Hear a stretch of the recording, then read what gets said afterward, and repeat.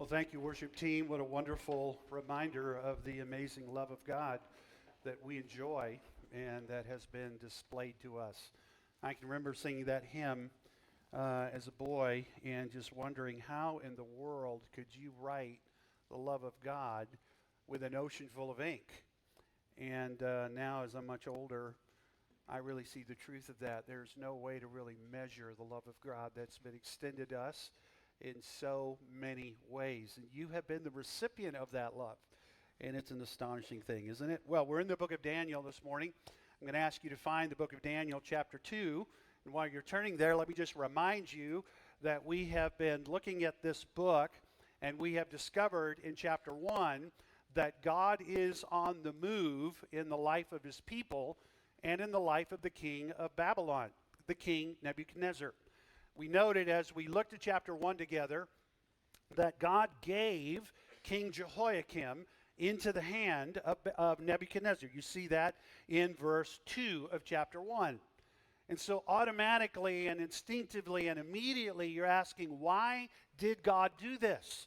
This is a chosen nation. These are the people that have received the promises. These are the people that God said, you will be my people forever. I will put my name on you. These are the people to whom God gave covenants. He gave a covenant to a man named Abraham and said, you are the people that I'm going to use to bless the nations. He gave a covenant to a man named Moses and said, this will be the covenant that will be your wisdom in the sight of the nations. And by this covenant, you will dwell in the kingdom, in the land that I'm giving you for a long time. He gave a covenant to a man named David, and he said to David, I will build for you a house. I'm going to give you a dynasty, and you will never lack for a man to sit on the throne.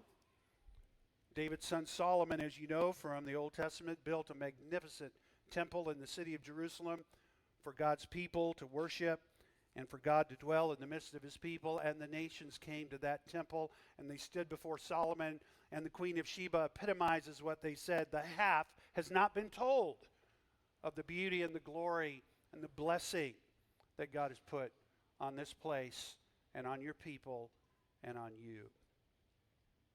So it's a very shocking thing, isn't it, when we come to Daniel chapter 1 and we read that God gave Jehoiakim, king of Judah, into the hand of Nebuchadnezzar with some of the vessels of the house of God, and he brought them to the land of Shinar, to the house of his God, and placed the vessels in the treasury of his God. What has happened? How did this come about? How did this nation, with all of these promises, with the presence of God literally dwelling in their midst, how did they end up under this kind of judgment? And the answer is repeated rebellion against the gracious mercy and immense love of God. And even in the midst of the judgment, God is still at work, because he didn't just give Jehoiakim into the hand of Nebuchadnezzar the king. He gave a little servant, a young man named Daniel, and his three friends favor in this kingdom. And you can see it in verse 9. And God gave Daniel favor and compassion in the sight of the chief of the eunuchs. And then in verse 17, it's not just that he gave them favor, he gave them ability. Look at what it says in verse 17. As for these four youths, God gave them learning and skill in all literature and wisdom. And then here's a line I want you to think about as we go to chapter 2. And Daniel had understanding in all visions and dreams.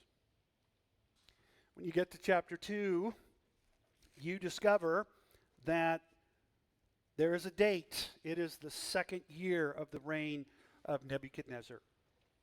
And we're about to jump into a night in this king's life that changed everything for him. But let's remember, as we look at the book of Daniel, that the book divides itself into two parts.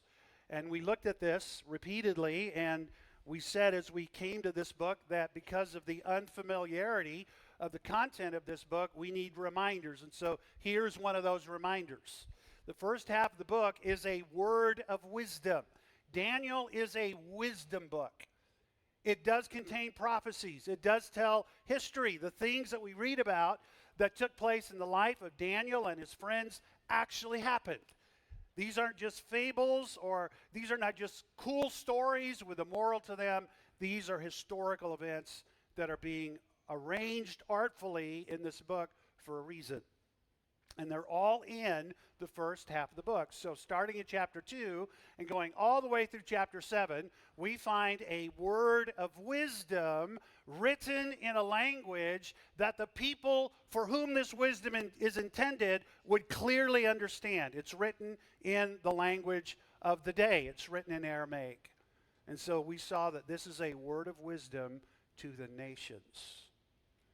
The last half of the book, chapters 8 through 12, are a wisdom, a word of wisdom that God has for his chosen people, the people that are under discipline.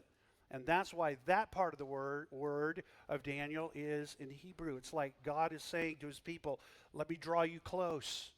Let me teach you to abide. If we had that song back in the Old Testament, it would summarize what's going on in their lives. And so the two halves of the book literally are words of wisdom, and that's why we say that Daniel is a book of wisdom. And the wisdom that God has is both for the nations and for his people. And if you could sum it up, you could say it this way. In the book, we find out about God. Daniel is a book about God. In this book, God reveals mysteries. He controls the future. He orchestrates the present. He humbles two kings. He preserves his people in amazing ways. He promotes his purpose. He is faithful to his promise. He shows compassion to his servants, and he is merciful to his enemies. This is a book about God. And if you want to sum it all up, Daniel would stand here this morning and say the one thing that we could say about God that encompasses everything we've just said is this: God rules and his kingdom matters more.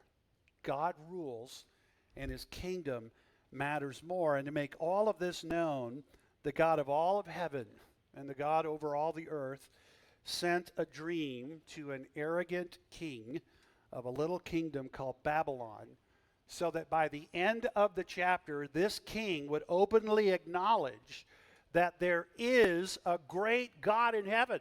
That's in chapter 2, verses 45. And then he would go on to say, this God is truly the God of gods and the Lord of kings, and a revealer of mysteries. You can see that in verse 47. So Daniel is going somewhere. And if I had a title for the message this morning, I would call it this: there is a God in heaven. And that God of heaven is at work in the life of his servants, in the life of King Nebuchadnezzar, and in your life and in mine. And so what I'd like to do this morning is I would like us to look at the first half of chapter 2, and then we will come back in our next sermon through Daniel on the last half, which is the dream itself. And the first thing that I want you to notice is that there is a panic that is happening in the life of an unbeliever named Nebuchadnezzar.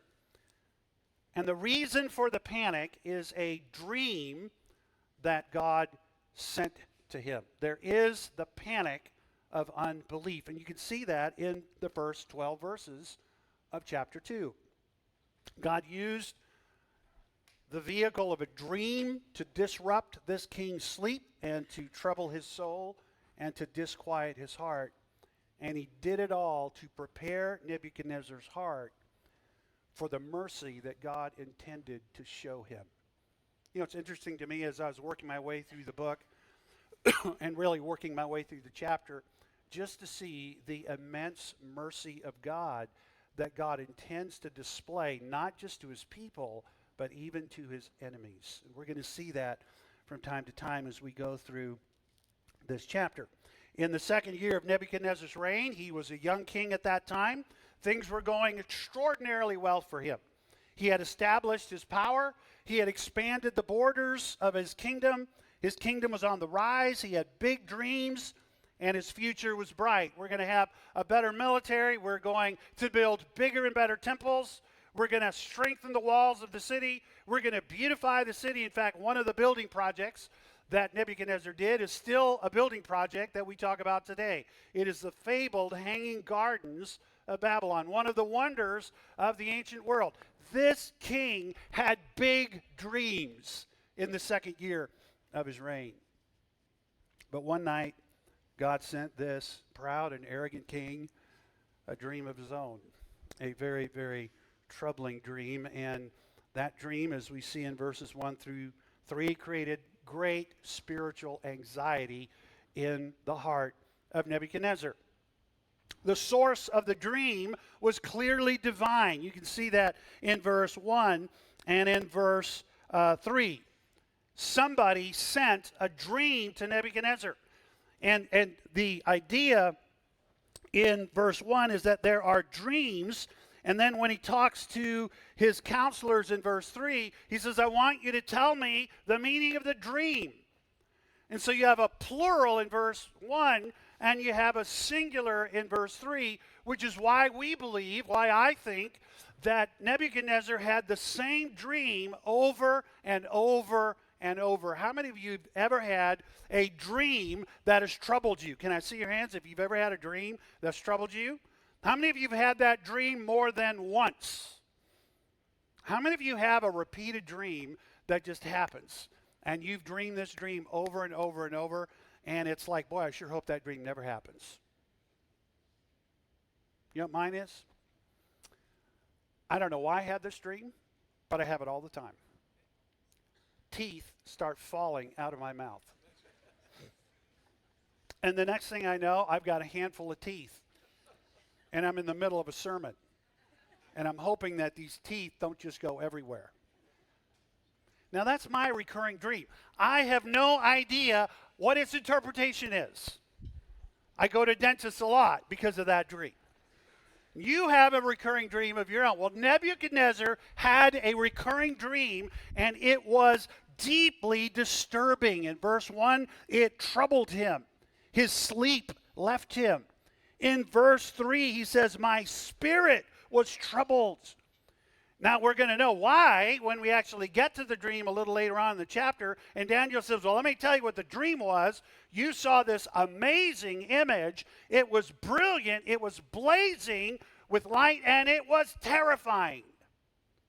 But nobody knows that yet. So we want to tuck that little piece of information away in our backpack till we get to that part of the chapter. But the content of the dream was deeply disturbing, and the meaning of the dream was denied to the king. No matter how hard he tried to understand the dream, he could not figure it out. If you lived in Nebuchadnezzar's day, the worldview that you had was that the king stood as the intermediary between the nation, the people, and the gods. And if the gods of the kingdom had a message for the kingdom or about the kingdom, they would communicate it in some way to the king. And one of the ways in which they would communicate what they were up to was through a dream. And that's why in Nebuchadnezzar's court there were all kinds of magi and enchanters and astrologers whose job it was to advise the king and to interpret what the gods were saying. And that's why Nebuchadnezzar calls these people to his side. He was deeply anxious, but God had a purpose for this dream that he kept sending to the king, and the purpose was marvelous. Through this dream, God intended to help Nebuchadnezzar see the superiority of his wisdom. That wisdom from above is better. It is far superior than the wisdom that Nebuchadnezzar had access to, wisdom from below. He intended to help Nebuchadnezzar see the sovereignty of his power over all of the earth and over King Nebuchadnezzar himself. And then he intended to use this dream to show Nebuchadnezzar and to give him the experience of his gracious mercy, even toward a king as cruel and as arrogant and as idolatrous as Nebuchadnezzar was.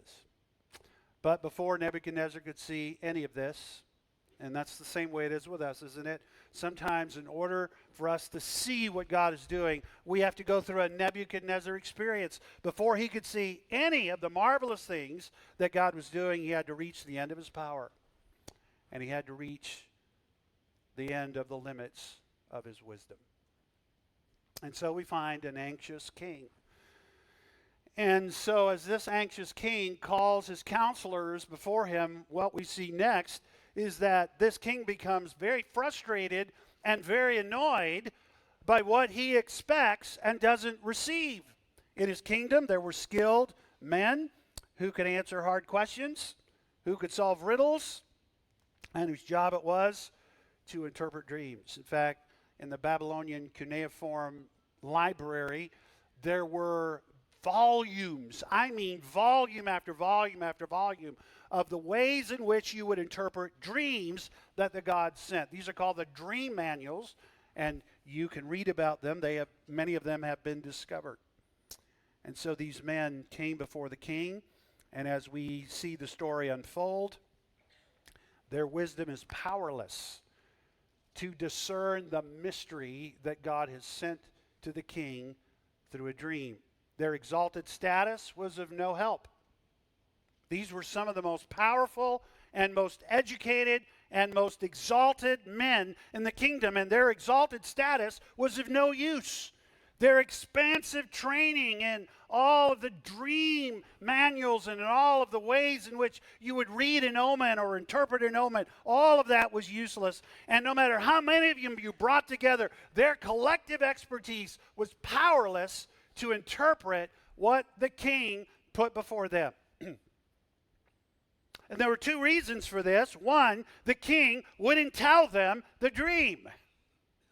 And number two, even if he had told them the dream, they were powerless to interpret it, because the word that keeps coming up in this chapter about that dream is this: it is a mystery.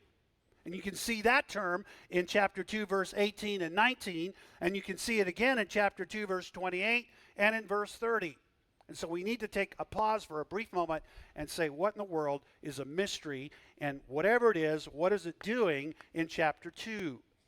When you and I think about the word mystery, oftentimes we think about what we read in a mystery book. You go down to Barnes & Noble's, or you can go to Amazon, get on your Kindle, and you can download a mystery. And when we talk about a mystery, there is a riddle that you're trying to solve. It is an extended riddle. Somebody hid something, and you're trying to find it.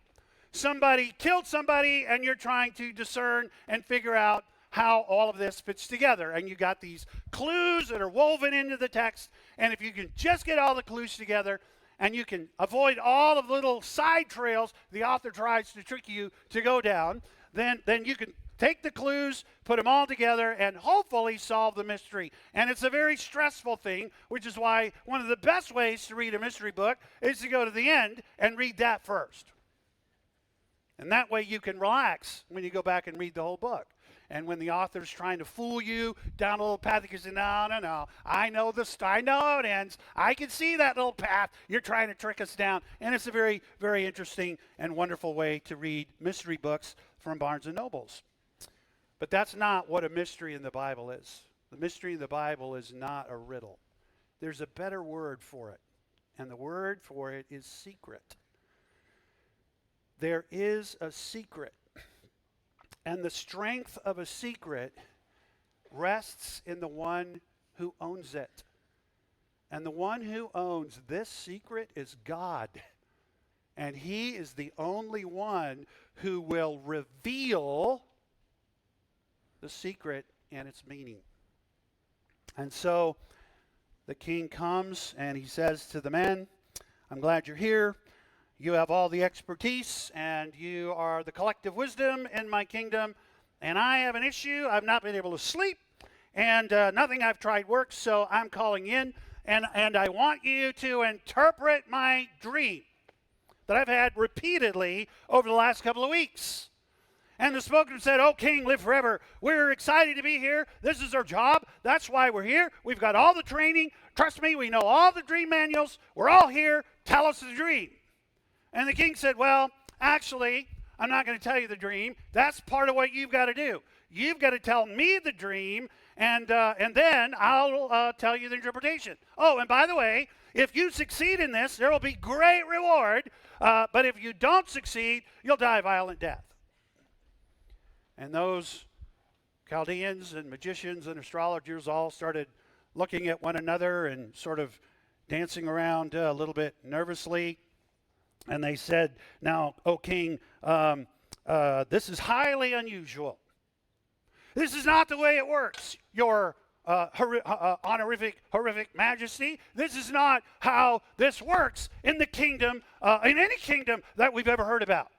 The way it works is you have a dream, that's part one, and then part two is you tell us the dream, that's part two, and then part three is we tell you what it means. And the king says, there's only one part to this. Part one, you tell me the dream. Part 1B, you tell me the interpretation. And if you don't, there's only one other answer. It's B, you die. And so they come back a second time to the king, and they say, "O king, live forever, and I hope we live forever too. Tell your servants the dream." And the king said, "I know what you people are up to. I know with certainty that you are trying," this is in verse 8, "that you are trying to gain time, because you see that the word for me is firm. And if you can just gain a little bit of time, you'll think, okay, the king will just go on and do his king stuff, and when it's more opportune, we'll find out the dream and we'll figure out the interpretation." And it's not going to work that way. And so his frustration and his annoyance is rapidly becoming anger. There is frustrated anger that is going on here. He knew his dream, and he also knew his counselors. And he knew that he needed the truth. There was something about this dream that was different. Something about the dream that deeply troubled him. And he knew one thing. He needed to know with certainty the interpretation of the dream that the gods had sent him. Now, he didn't know which God had sent him the dream, but he knew that this was no ordinary dream. And he knew that he needed the truth. And you know, sometimes in a person's life, we get there, don't we? We need to know God's mind. Something has happened in our life that makes us anxious. And our mind won't turn off, and our heart is troubled. And we desperately want to know, God, what are you up to? And so we look for counselors. In Nebuchadnezzar's case, he went to the counselors he knew. And it's not that these men didn't want to help the king. Everything was on the line for them. There was no upside for them to not help the king. There was an incredible downside if they didn't. They had every motivation to help the king. And I think they're telling the truth at the end in verse 11 when they said to the king, what the king asks is difficult, and no one can show it to you except the gods. And the problem, King Nebuchadnezzar, as you well know, is the gods do not dwell with men. Nebuchadnezzar, you need truth that can only be found in a realm we don't have access to. And I want to suggest something to you. That is exactly where every unbeliever sits. And sometimes where we sit, we try to figure out life. We try to answer these questions that are tearing our hearts apart. We want to know about the things that God appears to be doing or not doing. And no matter where we go and where we look, we cannot find with certainty the answer that we need. And when you add fear and frustration together, you get violent anger. You get abusive speech. And that is exactly what explodes out of Nebuchadnezzar's mouth in verse 12. Destroy them all. But there is a God in heaven, isn't there? And Nebuchadnezzar is about to meet this God. He's about to experience his wonderful mercy. He's about to experience the fact that this God does dwell with men. In fact, there were some men that had recently come to the kingdom with whom this God dwelt. And that's the next big thing we see in the text in verses 13 through 19. We see an amazing contrast. We saw the perplexity of unbelief, the panic of unbelief. I want you to notice beginning in verse 13 and going through verse 19, there is a complete contrast. There is the power of confident faith. There is the power of belief. As the violent word goes forth from the king, there is a gracious word that comes out of the mouth of the servant of an even greater king.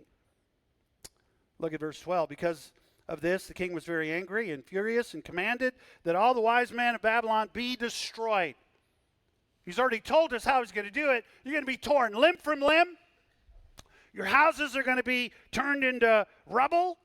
And so that decree went out in verse 13, and the wise men were on the brink of being executed. They were being gathered together like they had been gathered together to Nebuchadnezzar to answer the dream. Now they're being gathered together by Nebuchadnezzar's executioner, Arioch, to be destroyed. And they came to Daniel and to his companions to kill them. Look at verse 14. Then Daniel replied with prudence and discretion to Arioch. Pretty good idea when your life is on the line, isn't it? And he declared to Arioch, the king's captain, why is the decree of the king so urgent? In other words, what's going on? Why are we being gathered? Why are we being executed? And Arioch made the matter known to Daniel. And then Daniel said, in total confidence, I would like to meet the king. And somehow Daniel gets an appointment with the king, and he goes and he asks the king to set a time for Daniel to come back, because when Daniel comes back, he will have the interpretation of the dream. You see the contrast? Here are all of the wise counselors of the kingdom, and they're in a panic. Here are 4 Hebrew men, and they are confident. And Daniel says to Arioch, give me just a minute. Let me talk to the king. I think I can help. And in he goes, and he says to the king, give me a time, set a time, and by the time that you set, I'll come back in here, and I will give you the interpretation of the dream. Wise faith responds in the face of danger. Now, in verse 17, it's really amazing what happens next, right? There is this humble faith, wise faith, and then there's humble faith, because in verse 17, the very first thing that Daniel does when he leaves the court of the king is he goes back to his 3 friends, and he says to them in verse 17, here's what's going on. The king is mad. The counselors have failed. The wisdom is weak. It's powerless. And our lives are on the line. And so here's what we need to do. Let's all run over to the library, because I'm sure they missed something in the dream manuals. We can just read the dream manuals and we'll figure it out. Or let's get the wisest of the Chaldeans. I know they don't like us. I know they disrespect us. But let's get together, because all of our heads, all of our collective wisdoms are needed, or we're going to lose all of our heads. Daniel does nothing like that. Daniel says, seek mercy from the God of heaven concerning this mystery, so that Daniel and his companions might not be destroyed. And don't miss the next line, with the rest of the wise men of Babylon. You know what Daniel does? He calls a prayer meeting. Why on earth would you call a prayer meeting in a time like this? Well, there are a couple of reasons why. Number one, Daniel could pray confidently based on his past experience with God in chapter 1. 2, Daniel could look back in the biblical record that was available to him and realize that there was another man in a very similar spot to him. He was not the first to be in this spot. He was not the first to stand in front of the most powerful king on the planet and be asked to interpret a dream at the risk of his life. There was another man back in Genesis chapter 41 named Joseph, who stood before Pharaoh. And Pharaoh basically said the same thing to him, and Joseph gave him the answer that he got from God. So Daniel knew one thing. If he was going to get the answer to the king's mystery, it wasn't going to be in the cuneiform tablets and the dream manuals of Babylon. It wasn't going to be in the collective wisdom of the kingdom. There was only one place that he could go to get what he needed, and it was God. He needed God to uncover, to reveal the wisdom that he had communicated in a veiled way, in a mystery to the king. Only God could give the answer. And you know what? The sooner you and I learn that lesson in our lives, the better our lives will be. I don't know about you, but often when I get into these kinds of situations, eventually I pray. And I'm ashamed to admit that, but I don't think I'm the only one in the room. Eventually I pray. It's like, well, maybe I'll try this. Hey, do you have a couple of minutes? I got an issue I want to talk to you about. I could just use your advice. And there's nothing wrong with that. We do need one another, and we do need to use the good sense that God has given us. But there are times when prayer should be our first response, and it is our last resort. And here in the most critical moment in Daniel's life, in the most critical moment in the kingdom, he realizes that this mystery is from God, and he needs God to give him the answer. And some of you are there in your life. Some of you are there in your marriage. Some of you are trying to figure out, how do I overcome this? Or how do I... And you need God to give you the answer. Centuries later, James would write something in chapter 1 of his little book that we read together and studied together a year or so ago. If any man lack wisdom, let him what? Ask. And who are we supposed to ask? God. And so that's exactly what Daniel does. And as soon as he asks, verse 19, the mystery was revealed to Daniel in a vision of the night. Wow. Daniel, Hananiah, Mishael, Azariah. By the way, these men had Babylonian names, but they are being singled out by their Hebrew names so that you don't confuse the fact that their wisdom came from their God and not from any Babylonian knowledge that they were experts in, and we saw that in chapter 1. So here are these men, and they get the answer, and here's what I would have done, and probably what you would have done. Wow, this is awesome. We got the answer. Hey, Arioch, get me to the king fast. But that's not what happens. The next thing that happens is everything slows down in the story, and you worship. You go into a worship service. I mean, Daniel is about to save the nation. He is about to satisfy the king. He's about to spare the wise men. This is a matter of state. This is a matter of first chair importance. And while the king is anxiously waiting, and the king's servant is anxiously waiting, and the wise men are desperately waiting, God's servants are worshiping. It's a stunning thing when you stop and think about it. And a good bit of the chapter is given to this worship, verses 20 all the way through 23. And so what happens is you're introduced to a doxology here. You have a doxology. That's the theological fancy word for what you read about in Daniel 1:19. Daniel blessed the God of heaven. The idea there is he doxologically spoke about him. He issued a doxology. What is a doxology? A doxology is an expression of thankful, joy-filled praise that exalts God and points you to some jaw-dropping reality about him. When you get done with a doxology, your jaw should be hanging open, your breath should be gone, because you just saw something awesome about God. And that's the point of the chapter.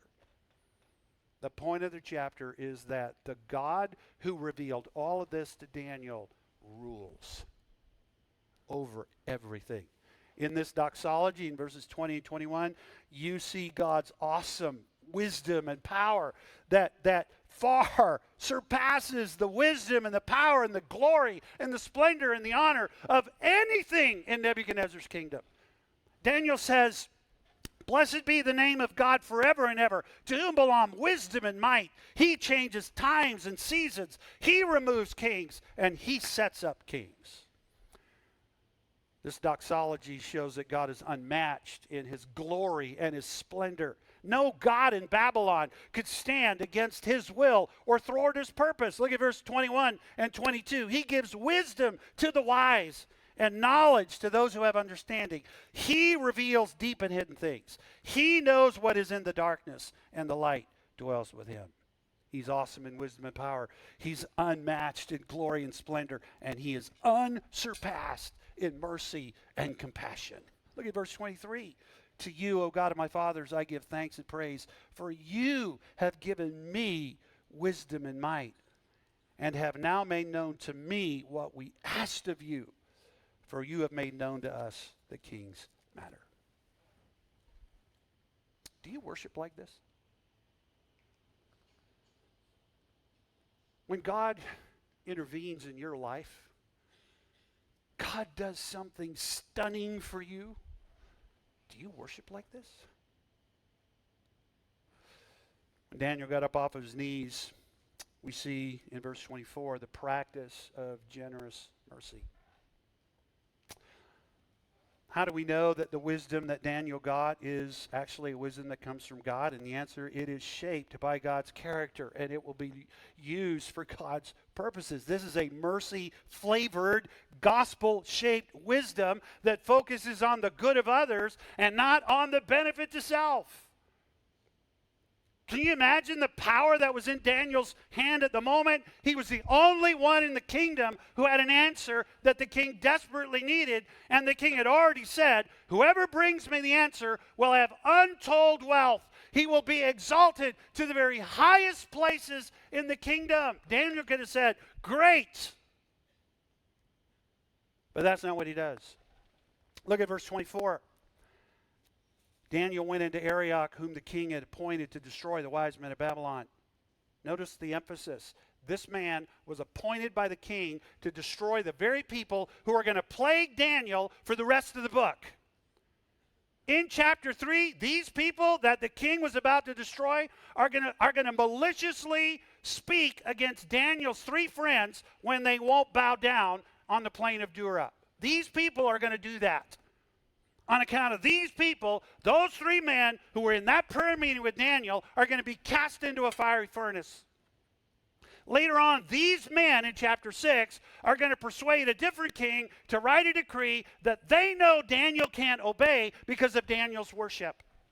And he's going to end up in a lion's den. These are the people that the king had appointed Arioch to execute. And here's what Daniel said to Arioch: do not destroy them. Do not destroy the wise men of Babylon. Bring me before the king, and I will show the king the interpretation. In Genesis 41, when Joseph had the power of life and death over the ones that had caused him all of the trouble, he looked at them and he said, you meant all of this for evil, but God meant all of your evil for good. And for years, I thought that Joseph was talking about himself. You meant to do me harm. You meant to do me evil, but that's the very thing God was going to use to bless me. But I think there's something more there. I think Joseph is actually saying the evil that you did in the sight of God, God has turned into a blessing for you. You're getting the bread. You're getting the best land in Egypt. And here Daniel takes the wisdom that God has given to him. It is a gospel-shaped, mercy-flavored wisdom that spares the life of the people that are going to spend the rest of their lives oppressing him. There's only one person who has that kind of mercy, and it's not me. It's not you. It's God. No wonder Daniel praises God for his unsurpassed mercy. And the reason that is so important is because there came a time when God's mercy was displayed to people who were still in their rebellion against him. While we were yet in our sins, God displayed his mercy toward us. You got the kind of mercy that Arioch was able to extend to these enemies of Daniel because God had given Daniel a mercy-flavored, God-shaped, gospel-shaped wisdom. And that brings us to the final thing, and that's in verses 25 through 30. And it's the key to the whole chapter. In verse 25, we see Arioch coming into the king. We finally get there. And Arioch says, Nebuchadnezzar, good news. I have found a man. I know that you're very worried about the dream, and certainly with good cause. And I know that the Chaldeans, the wise men of the kingdom, that you sent me to kill, by the way, I haven't got around to that yet, and there's a good reason for that, weren't able to help you. But I have found a man among the captives. If you remember, oh, King, live forever, we put them through an amazing training program. And of course, in chapter 1, and you know all of that. But I found this man, and I have instructed him to come before you. That isn't what happened at all. That's Arioch's version of the story. The real version of the story is that Daniel went to Arioch and said, Arioch, what's the urgency here? What's going on? Let me go to the king. Let me get time. Arioch, I've got the answer. And so here's Arioch doing what all of us do sometimes, and he is trying to make sure that the king knows that he is the reason for what's about to come. And Daniel makes it very clear, you're not the reason for what's about to come. I'm not the reason for what's about to come. There's only one reason for what's about to come, and it's this. There is a God in heaven. There is a God in heaven. You can see in verse 26, Daniel is asked a probing question by the king. Hey, Daniel, are you able to make known to me the dream that I've seen and its interpretation? And then there's a blunt and honest answer. In verse 27, no wise man, enchanter, magician, or astrologer can show the king the mystery that the king has asked. But there is a hope-filled redirection. But there is a God in heaven. And he has made known to the king what will be in the latter days, so that you will know the thoughts of your mind. And here's where I want to end this morning. All of this story has been leading to two things. Nebuchadnezzar needed to know that there is a God in heaven who was interested in him.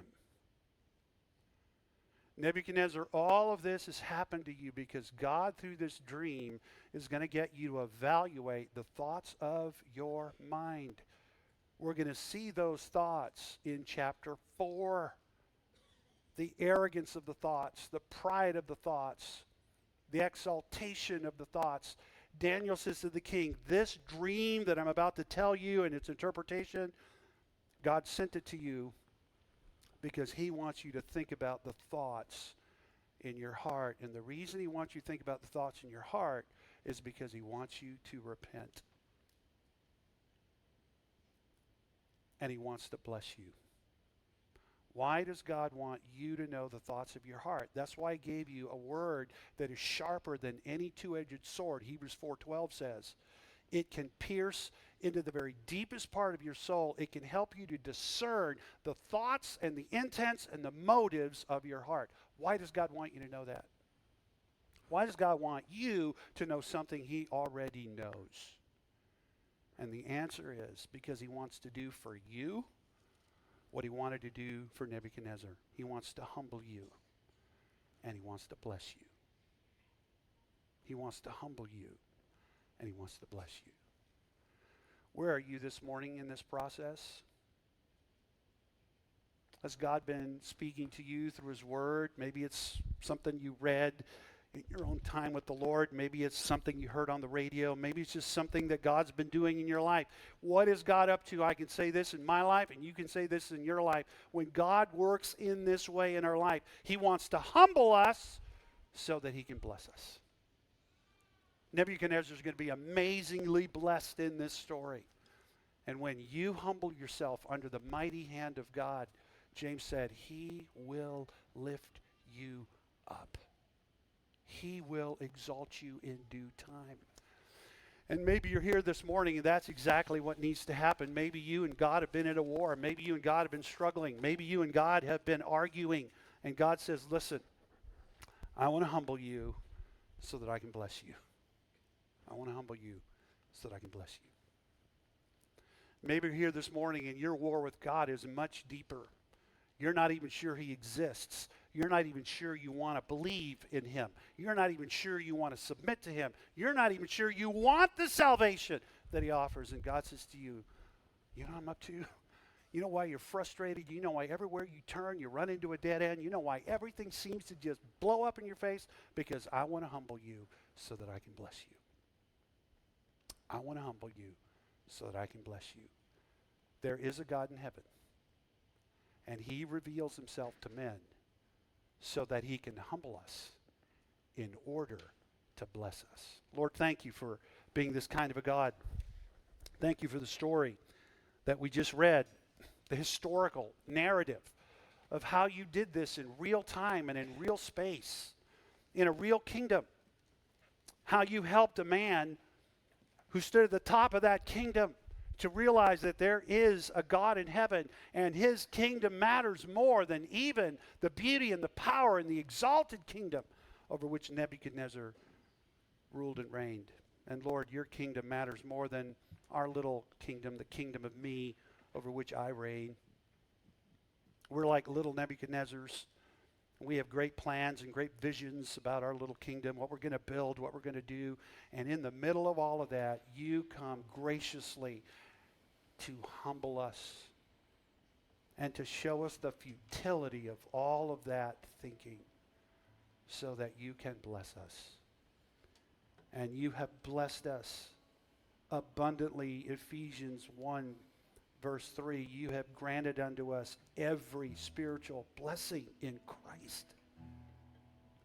And so, Lord, if there are those among us who have not yet come to that place where we have humbled ourselves before the cross and asked you to save us, repenting of our sin, Lord, help us to do that. If you're here this morning and God's at work in that way in your life and you're like, I'm not sure I know what to do, would you talk to one of us? Grab one of the pastors here, grab somebody here. Anybody in this congregation would be delighted. Just say, look, that thing Pastor Sam talked about at the end about humbling myself before the cross, I need to do that. I need to talk to somebody about that. We would love to grab a cup of coffee with you, sit down, open up the Bible, and tell you our story, because there came a day where every single one of us had to do that. You're not unique. And we'd love to be a part of that part of your story. If you need help, we have people here that are happy to help you. We don't have help. We're like Daniel. We would just say to you, look, there's no wisdom in us that's going to be of any help to you, but we can get wisdom from the one who gives it, and we'd be happy to help. Lord, help us to do this, we pray. We thank you in Jesus' name. Amen.